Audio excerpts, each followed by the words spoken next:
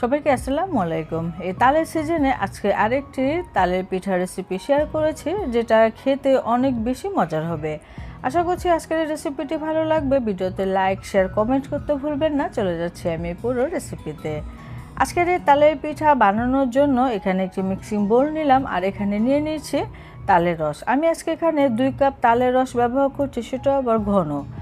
আর পানি ছাড়া কিভাবে তাল থেকে তালের এরকম ঘন রস বের করা যায়, সেই রেসিপিটি আমি কিছুদিন আগে শেয়ার করেছি। আপনারা চাইলে আমার চ্যানেলটিতে ঘুরে আসতে পারেন। তো তালের রসের জন্য এখানে আমি 2 কাপ পরিমাণে শুকনো আতপ চালের গুঁড়া নিয়ে নিচ্ছি। আপনারা চাইলে এখানে ভেজা আতপ চালের গুঁড়াও নিতে পারেন, সমস্যা নেই।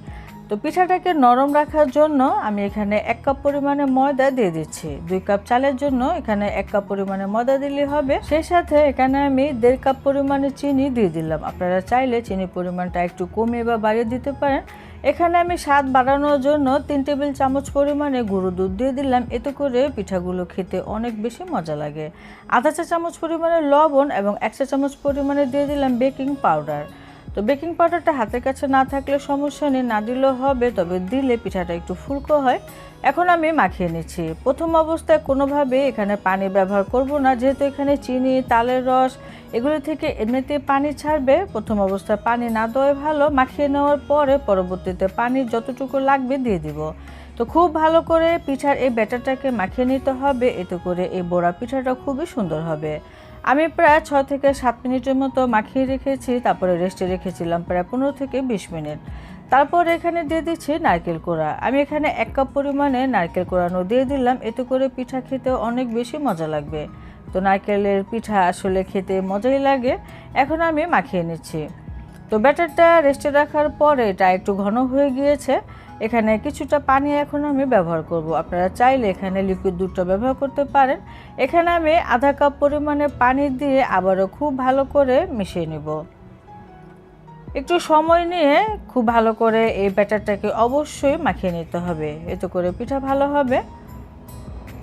আর আপনারা চাইলে এই অবস্থায় মিষ্টির পরিমাণটা দেখে নিতে পারেন, চাইলে এই অবস্থায় চিনি দিয়ে দিতে পারেন। তো খুব ভালো করে আবারও আমি মাখিয়ে নিয়েছি প্রায় 6 থেকে 7 মিনিটের মতো সময় নিয়ে। তো পিঠার ব্যাটারটা কিন্তু এখন ঠিক আছে।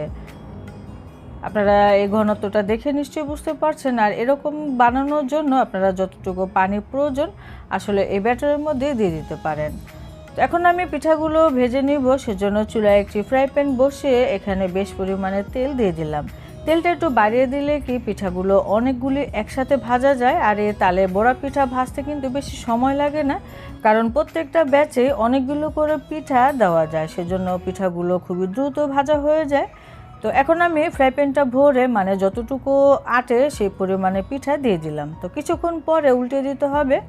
আর তেলটা গরম হওয়ার পরে যখন পিঠাগুলি ছাড়বো, ছাড়ার পরে চুলার জালটা অবশ্যই একটু কমিয়ে রেখে পিঠাগুলো উল্টে পাল্টে ভেজে নিতে হবে।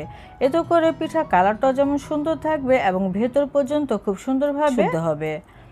তো উল্টে পাল্টে সুন্দর একটি কালার আসার আগ পর্যন্ত ভেজে নিয়েছি। আপনারা কালারটা দেখে নিশ্চয়ই বুঝতে পারছেন। এখন আমি তেলটা ঝরিয়ে উঠিয়ে নিব।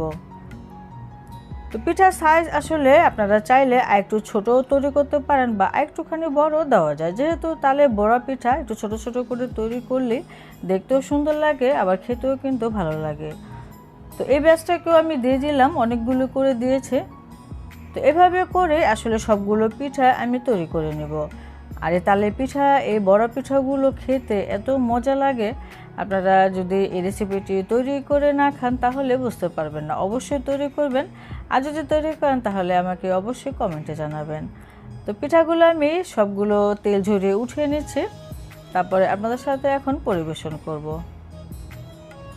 এই পিঠাগুলো গরম খেতে যেমন মজা, এটা ঠান্ডা হওয়ার পরে আরও বেশি মজা লাগে। তালের এই বড়া পিঠাগুলো কার কার পছন্দ আমাকে অবশ্যই কমেন্টে জানাতে পারেন।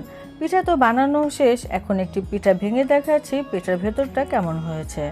পিঠার ভেতরটা দেখতে যতটা সুন্দর হয়েছে এবং কালারটাও কিন্তু বেশ সুন্দর আসছে। পিঠাটা খেতে আলহামদুলিল্লাহ অনেক মজার হয়েছিল। অবশ্যই তৈরি করবেন। সবাই ভালো থাকবেন, বিদায় নিচ্ছি। আল্লাহ হাফেজ।